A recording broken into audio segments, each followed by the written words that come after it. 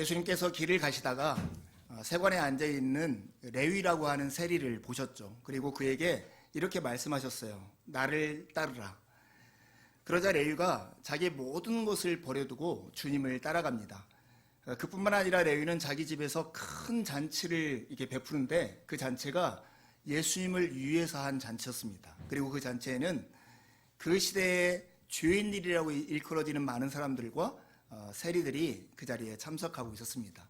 오늘 본문은 그 잔치의 자리에서 이루어진 대화입니다. 그 잔치에는 바리새인들과 그들의 서기관들이 함께 있었나 봐요. 그리고 그들이 예수님께 이런 질문을 던집니다. 요한의 제자는 자주 금식하며 기도하고 바리새인의 제자들도 그렇게 금식하고 기도하는데 왜 예수님의 제자들은 지금 먹고 마십니까?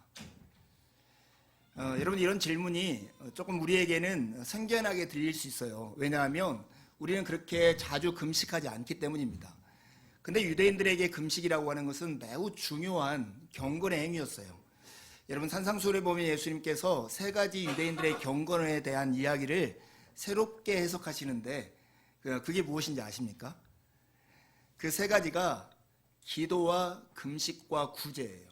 유대인들은 자신들이 경건하게 산다는 행위를 무엇을 통해서 가장 잘 나타내냐면 기도와 구제와 경건을 통해 나타나는 거예요. 그만큼 유대인들에게 이 금식이라고 하는 건 중요했습니다. 그냥 문화적으로만 중요한 게 아니었어요. 그들의 역사 속에서 이 금식이라고 하는 것은 매우 중요한 개념이 있었습니다. 그들이 금식하게 된 가장 직접적인 계기는 기원전 586년에 결코 무너지지 않을 거라고 그들이 생각했던 예루살렘 성전이 파괴된 이유입니다. 하나님이 이곳에 임재해 계시고 우리와 언약을 맺었기 때문에 다른 모든 성읍들은 무너진다 할지라도 결코 예루살렘 성전, 성과 예루살렘 성전은 무너지지 않을 거라고 그들의 마음속에 확신했어요. 근데 웬걸 바벨론에 의해서 예루살렘 성전이 회파되고 성전의 기물들이 다 그쪽으로 옮겨가는 것을 보면서 그들은 울지 않을 수 없었습니다. 그런 다음부터 그들이 간절히 기대하고 소망하는 게 무엇이었을까요? 이 성전이 회복되는 곳이었죠. 그 간절한 마음을 담아가지고 그들은 매주 두 번씩을 금식하는 날로 정했습니다. 실제 율법에는 속죄일의 금식 외에 금식을 명하는 게 없지만 그들은 매주 월요일과 목요일을 금식일로 정해서 금식했습니다. 여러분, 좀 우리가 상상력을 더해서 지금 레위 파티가 이루어지는, 레위 집에서 이루어지는 이 잔칫날이 금식일이었다고 한번 생각해 보세요. 이 잔치에 많은 사람들이 모여있는데 사회에서 죄인들이라고 칭해지는 사람들과 세리들은 마음껏 예수님의 제자들과 먹고 마시는데 그 한편 이 바리새인과 그들의 서기관들이라고 하는 경건한 사람들은 금식일에서 먹지 못하고 그냥 그러고 있는 거예요. 그런 상황에서 이들이 예수님께 이렇게 말을 하는 거죠. 요한의 제자들과 바리새인의 제자들은 금식하고 기도하는데 왜 당신의 제자들은 먹고 마십니까? 어떻든 간에 레위가 예수님을 위해서 마련한 잔치는 바리새인과 그들의 서기관들에게 매우 거슬렸던 것입니다. 금식하는 날에 잔치를 하고 있었기 때문입니다.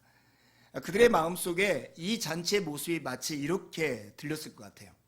여기가 장례식이 벌어지는 현장인데 여기에서 댄스 파티를 벌이고 있는 것 같은 그런 느낌이 바리새인과 서기관들이 이 잔치를 보는 느낌이었습니다. 그런데 예수님은 이 잔치를 보는 그 관점이 전혀 달랐습니다. 마치 이런 것이죠. 잔치집에 와서 오히려 왜 소복을 입고 너희들은 울고 있니? 예수님이 이렇게 묻는 것과 같은 거예요. 예수님이 이렇게 말씀하세요. 혼인집 손님들이 신랑과 함께 있을 때에, 지금 여기는 혼인잔치집이고 신랑과 함께 축제를 벌이고 있는데 손님들한테 야, 금식일이니까 지금 금식해야 돼, 이렇게 말할 수 있겠냐? 이렇게 예수님께서 그들에게 되묻는 것입니다. 여러분, 그 예수님의 생각과 이 바리새인 생각들 중에 여러분은 어느 쪽에 마음이 기울어지세요? 우리는 믿음이 좋으니까 생각 없이 그냥 예수님의 생각이 옳습니다, 이렇게 갈 수 있지만 여러분, 우리가 잘 생각해 볼 대목인 것 같아요. 기독교인이 아니어도 흔하게 하는 은유 중에 하나가 뭐냐면 새 술은 새 부대에 담아야 한다 하는 말이 있죠. 그러니까 어떤 새로운 사상, 새로운 문화, 새로운 일들은 새로운 형태와 새로운 형식을 갖추어야 한다 하는 말로도 많이 쓰입니다.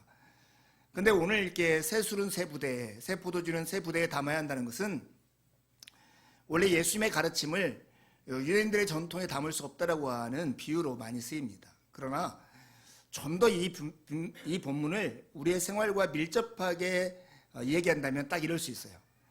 하나님이 행하시는 일을 너희들이 가지고 있는 기존의 관습과 생각과 익숙한 현실에 담으려고 하지 말아라. 하나님의 세계와 하나님의 현실은 우리가 가지고 있는 생각과 경험과 틀 속에 담아낼 수 없는 것이다. 이렇게 말씀하는 것과 같아요. 여러분, 금식과 이 잔치라는 말이 굉장히 반대말처럼 들리지 않습니까? 그렇지만 이 기도와 금식을 하나님 안에 생각해 보면 정말 짝꿍 것 같은 말이라는 걸 생각할 수 있습니다. 왜냐하면 이 금식하는 이유가 뭐냐면 이 잔치에 있기 때문에 그래요. 잔치를 누릴 수 없는 삶 때문에 지금 사람들이 금식하고 있는 거예요. 금식하면서 그들이 기도하는 이유는 하나님께서 우리를 회복시켜서 우리를 구원하신 일을 기대하고 있기 때문에 그렇죠. 그래서 이 기도와 금식과 잔치라는 것은 반대말이 아니라 마치 짝꿍과 같은 말입니다. 특별히 금식할 수밖에 없는 인간의 막막한 현실을 잔치로 바꿔내시는 예수 그리스도가 계시다면 더더욱이 그렇습니다. 우리가 사도신경을 암송할 때 첫 번째 고백의 내용이 무엇입니까? 나는 전능하신 창조주 하나님을 믿습니다. 이렇게 우리는 쉽게 고백하죠. 하나님의 창조성을. 그리고 우리는 우리의 믿음 속에 인간은 하나님의 형상대로 지음을 받았다라고도 고백해요. 이 두 가지를 함께 묶어서 고백하자면, 생각하면 인간 안에는 무에서 유를 창조해내는 것 같은 하나님의 창조적 능력은 없지만 절망을 소망으로 바꾸고 슬픔을 위로로 바꾸는 창조의 능력이 인간 안에도 있다고 볼 수 있는 것입니다. 여러분에게도 무엇인가를 새롭게 하는 능력들이 있죠. 그냥 익숙했던 습관을 그대로 두지 않고 그 현실을 바꿔내는 힘들이 인간 안에 있다는 것을 여러분 아십니까? 우리에게 그런 힘이 있습니다. 그러니까 특별히 창조주 하나님을 믿는 우리 안에, 그리고 그분의 능력을 힘입는 우리 안에는 이 창조적 능력이 있고 그 능력을 발휘하는 것이 하나님의 영광을 위한 귀중한 삶이기도 합니다. 스티브 잡스라고 하는 애플을 만든 그 사람이 이런 창조적 능력을 멋지게 비유했어요. 창조의 힘은 여러 가지 요소를 하나로 연결하는 것이다. 익숙한 말로 두 개의 점을 하나로 커넥팅하는 것이 창조이다. 이렇게 말을 했습니다. 여러분, 우리가 아는 창조적 능력도 이와 비슷한 것 같아요. 우리의 현실과 또 다른 우리의 생각들을 엮어내는 것이 거기에서 새로운 것을 만들어내는 힘이죠. 신앙도 창조적으로 살 필요가 있습니다. 그 창조적 신앙의 핵심은 뭐냐면 우리가 알고 있는 현실과 하나님의 세계를 이렇게 연결할 때 창조적 신앙을 가질 수 있습니다. 금식할 수밖에 없는 막막한 현실이라고 하는 세계를 딱 보면서 거기에 파묻혀서 덥석 주저앉아서 나는 아무것도 할 수 없어, 이렇게 살 수 있는 사람이 있습니다. 그렇게 사는 신앙인도 있을 수 있습니다. 하지만 창조적 신앙을 가지고 살아가는 사람은 덥석 주저앉아 울 수밖에 없는 그 현실을 우리를 회복시키고 우리를 구원하시는 하나님의 능력과 연결해서 보는, 그리고 그 하나님을 믿기에 오늘 믿음 안에서 우리의 삶을 움직이는, 그것이 바로 창조적 신앙인 것입니다. 오늘 우리 함께 예배하는 형제자매 여러분 모두에게 하나님의 창조적 능력이 우리 마음속에 역사해서 우리의 답답하고 막막한 현실을 그대로 보고 거기에 파묻혀 있는 것이 아니라 하나님의 세계와 연결함으로써 우리의 슬픔이 소망으로 바뀌고 우리의 절망이 희망으로 바뀌는 이 시간이 되기를 간절히 바랍니다. 여러분, 우리가 이런 기대를 가지고 창조적으로 우리의 신앙과 삶을 바라볼 수 있는 이유가 무엇일까요? 그것은 우리의 답답한, 그리고 금식할 수밖에 없는 현실을 잔치로 바꿔내시는 예수 그리스도가 있기 때문에 그렇습니다. 여러분, 오늘 본문 속에서 저의 마음을 딱 사로잡았던 그 한 문장이 있어요. 그 문장이 뭐냐면 혼인집 손님들이 신랑과 함께 있을 때, 이 말이었어요. 여러분, 지금 이 레위 파티장 이 현장을 사람들이 보는 관점에 따라서 사뭇 다르게 해석할 수 있습니다. 이 바리새인과 그리스도의 서기관들이 이 현장을 어떻게 해석했습니까? 여기는 세리와 죄인들이 그냥 흥청망청 먹고 마시는 난장판으로 해석한 거 아니에요? 왜 당신들은 먹고 마십니까? 이 거룩한 날에, 이 경건한 날에. 이렇게 핀잔을 주고 있는 때에 예수님은 이 자리, 이 세리와 죄인들, 사회적으로 배제된 사람들이 예수님과 더불어 그 죄인이라고 일컬어지는 세리가 준비한 잔치에 참여해서 먹고 마시는 것을 결혼잔치라고 말을 하는 거예요. 구원과 회복의 새 시대가 왔음을 알리는 결혼잔치라고 말을 하는 것입니다. 감동이 없죠.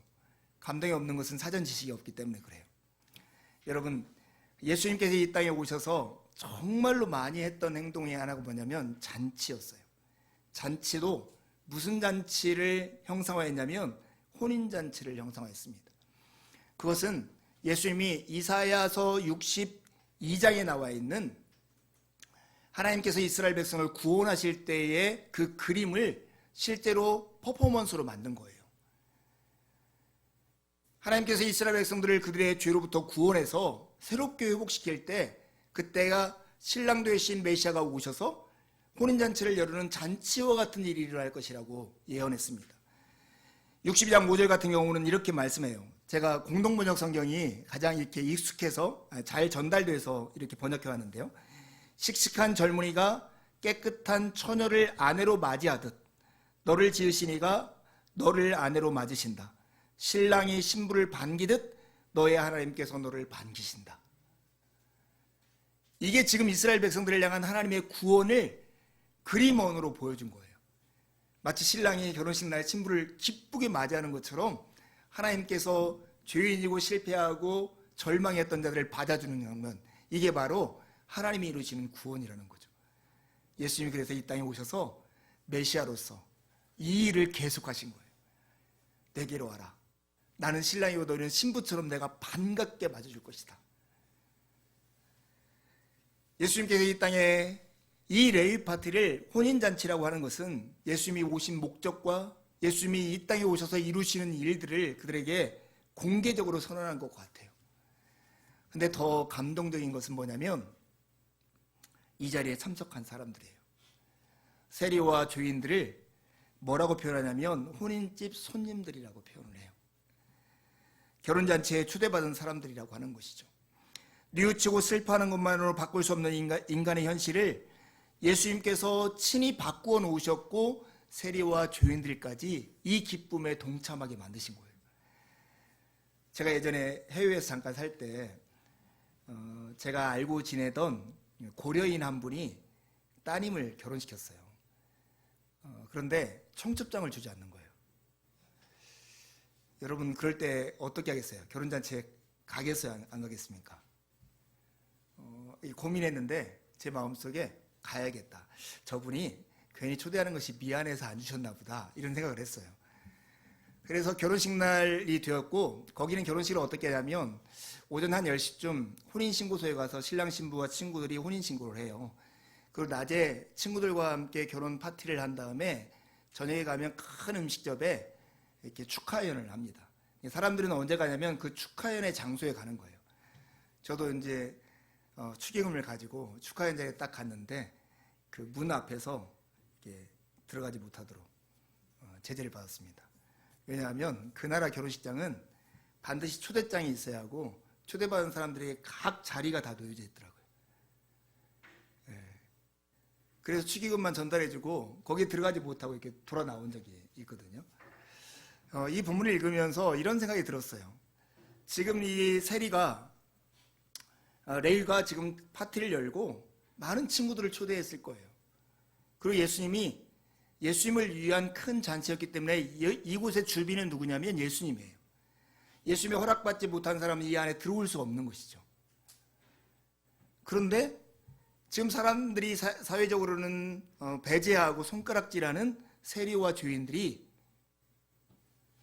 너무나 당당히 혼인집 손님들로 여기 앉아 있는 거예요.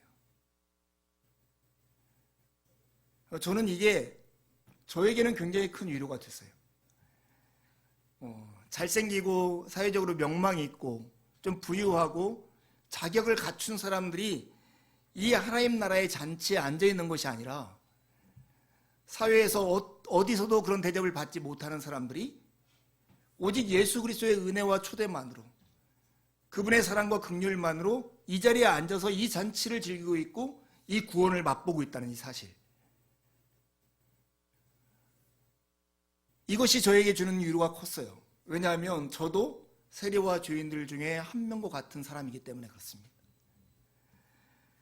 여러분, 우리가 우리의 막막한 현실, 그래서 금식하며 울 수밖에 없는 현실 속에서도 창조적으로 우리의 신앙을 바라보고 하나님의 세계와 우리를 연결할 수 있습니다. 그리고 연결해야 합니다.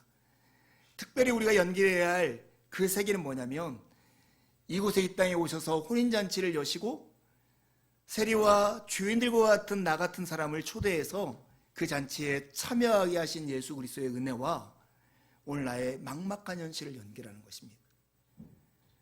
그때 하나님의 뜻이 우리의 삶의 현실 가운데서 실제가 되어질 것입니다.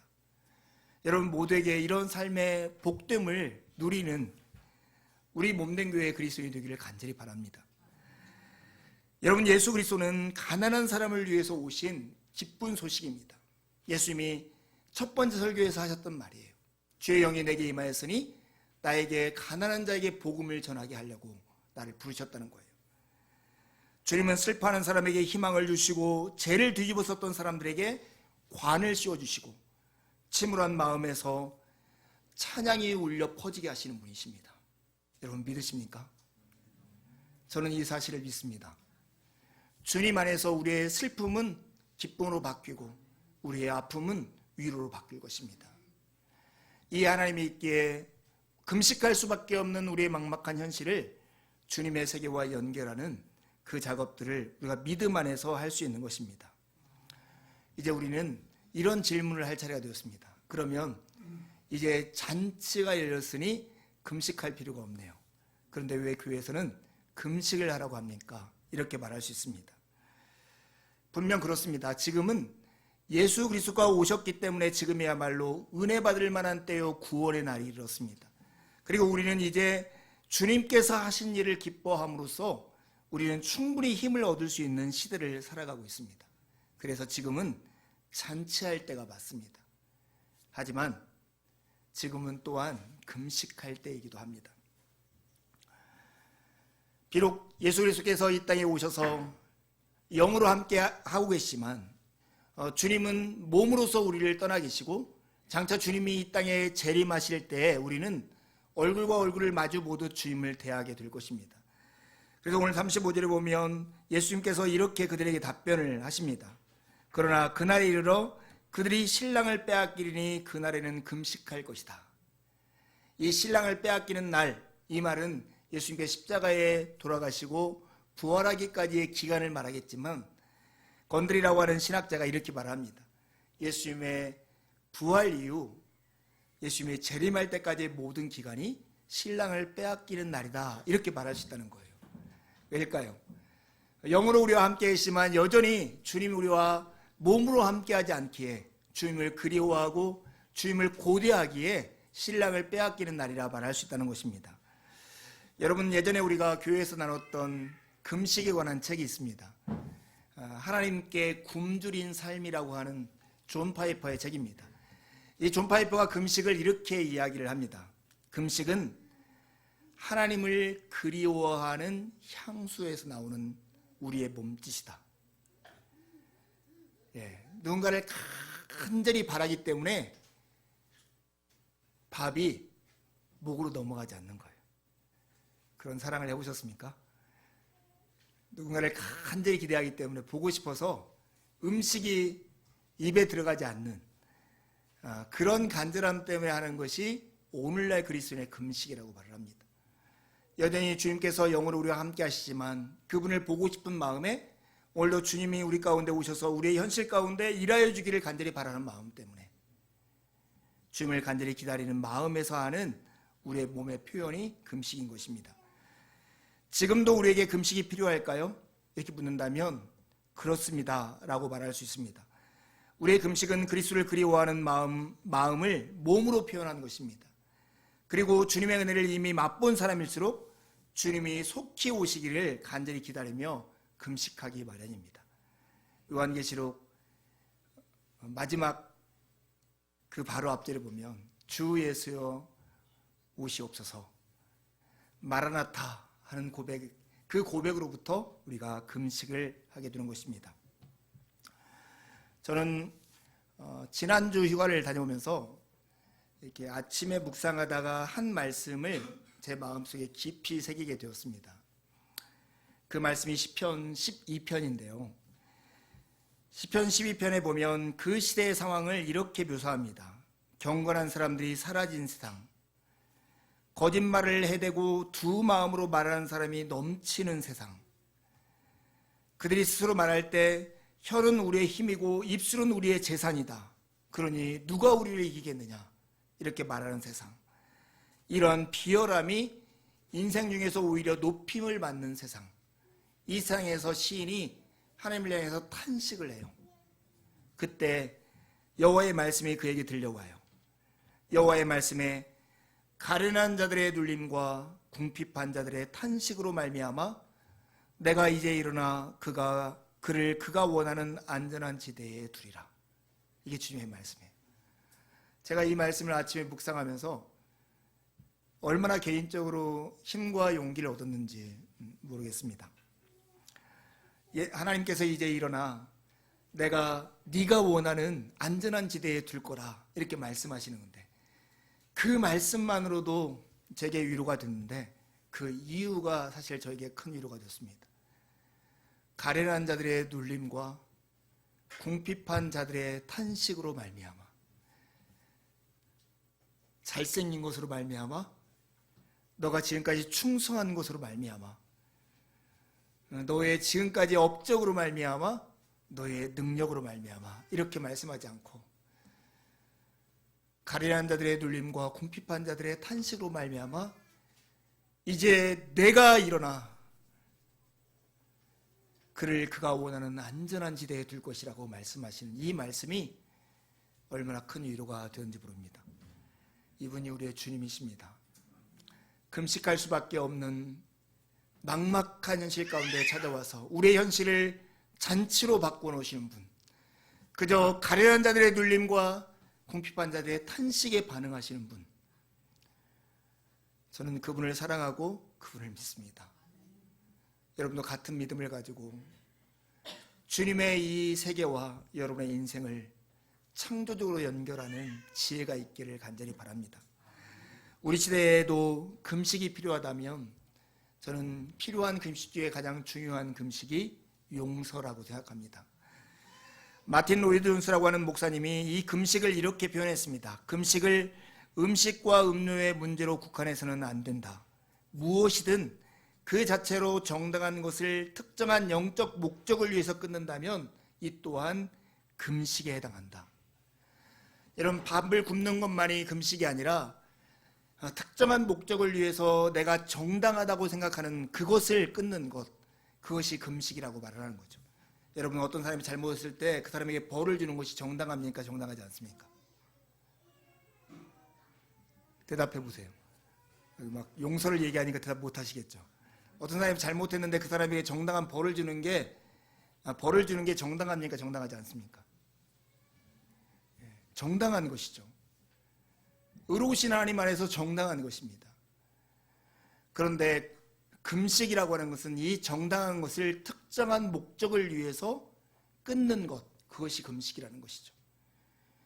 눈에는 눈, 이에는 이로 보복하고 정확히 벌을 주는 것이 정당함에도 불구하고 한 영혼이 하나님의 은혜가 나에게 임한 것처럼 그에게도 임하기를 기다리며 하나님이 나를 회복시킨 것처럼 그도 회복시키기를 기대하는 마음을 가지고 나의 이 정당한 일을 굽는 것, 원수 갚는 것을 포기하는 것, 이 용서야말로 하나님 앞에서 오늘 우리가 해야 할 중요한 금식이 아닐까 싶습니다. 우리 사회는 너무나 양극화되었고 나와 생각이 다른 사람들에 대해서 정죄하는 것이 마치 정의처럼 여겨지는 그런 시대를 살아가고 있는 듯합니다. 일면 그래야 할 이유가 있겠지만, 그러나 우리가 그리스도 안에서 우리 스스로를 보면서 하나님이 우리를 용서하고 용납하신 그 사랑과 은혜를 기억해서 이웃을 바라보는 그 믿음의 행위가 필요한 것입니다. 금식이 필요한 것이죠. 원수 갚는 것을 굶는 것, 원수 갚는 것을 포기하는 그 믿음이 필요합니다. 여러분, 우리가 용서에 대해서 말할 때 늘 흔히 오해하는 것은 누군가를 용서하는 것은 누군가를 좋게 보고 호감을 가지고 누군가를 미워하지 말라는 말처럼 보일 수 있습니다. 그러나 용서는 그런 것이 아니죠. 용서는 사실 미워하는 것입니다. 그러나 다른 방식으로 미워하는 것이 용서입니다. 여러분, C.S. 루이스가 용서에 대해서 정말 지혜 있는 말을 한 적이 있습니다. 하나님께서 우리를 이웃을 사랑할 때 네 몸을 사랑한 것처럼 내 이웃을 사랑하라고 말씀하셨다. 내 이웃 안에는 원수도 포함된다면 원수를 사랑하는 방법, 용서하는 방법도 내 몸을 사랑하는 것과 같은 방식으로 해야 한다. 이렇게 말을 했습니다. 저는 가끔 이렇게 저를 때릴 때가 있습니다. 미워할 때가 있죠. 어휴, 이 바보. 이럴 때가 있습니다. 여러분은 그렇지 않으시겠죠. 근데 저는 제 스스로가 잘못하고 엉터리 짓을 할 때도 있고 제가 미울 때가 있습니다. 미워해요. 너 왜 그러냐? 너 추상교 왜 그래? 그러면 안 되지. 이렇게 말을 하지만 제가 제 자신의 모습을 보면 호감이 가지도 않고 매력적이지도 않지만 저는 제 자신이 온전하게 되기를 기대하는 마음을 가지고 저를 미워합니다. 저를 포기하는 것이 아니라 제가 온전하게 회복되기를 기다리는 마음을 가지고 저를 미워하는 거죠. 여러분, 우리가 원수를 용서한다라고 할 때, 누군가 나의 생각과 내 기준에 못 미치는 사람을 용서한다고 할 때 그저 그 사람을 좋고 매력적인 사람으로 보는 것이 아닙니다. 그를 미워하는 것이죠. 그러나 내가 나를 미워할 때처럼 그 길을 포기하지 않고 그에게 무엇인가 새로워지기를 소원하는 마음을 가지고 미워하는 것입니다. 그래서 기다려주는 것이고 그래서 참는 것입니다. 여러분, 생각해보면 하나님이 우리를 어떻게 사랑하셨는가를 생각해 보십시오. 우리가 가진 매력과 우리가 가지고 있는 근사한 행위 때문에 사랑하신다면 이곳에 있는 모든 사람 중에 어느 누구도 하나님의 사랑을 받을 사람은 없을 것입니다. 그러나 하나님은 우리가 그저 하나님이 창조하신 사람이라는 그 이유 하나만으로 우리가 하나님이 창조하실 때 그 모습으로 회복되기를 원하는 그 마음으로 우리를 사랑하시고 우리를 기다려 주셨습니다. 하나님의 뜻은 분명합니다. 오늘 우리가 주님이 우리를 사랑하신 것처럼 우리가 이웃을 사랑하는 것입니다. 이 용서야말로 오늘 우리 시대에 필요한 금식이고 이 금식이야말로 주님이 속히 우리 가운데 오시기를 기다리는 간절한 기대일 것입니다. 함께 기도하시겠습니다.